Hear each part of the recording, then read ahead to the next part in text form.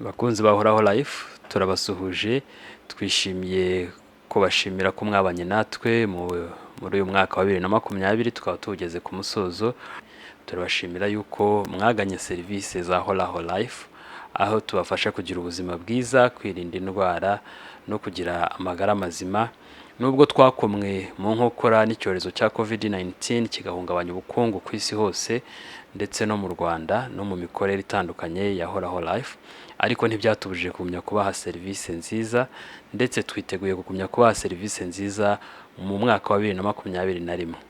Tuboneyeho kubifuriza umwaka mushya muhire wa 2021 uzabera umwaka mwiza, uzabera umwaka w'uburumbuke, wabera umwaka w'ibyishimo n'amahoro, kandi uzabera umwaka w'ubuzima bwiza.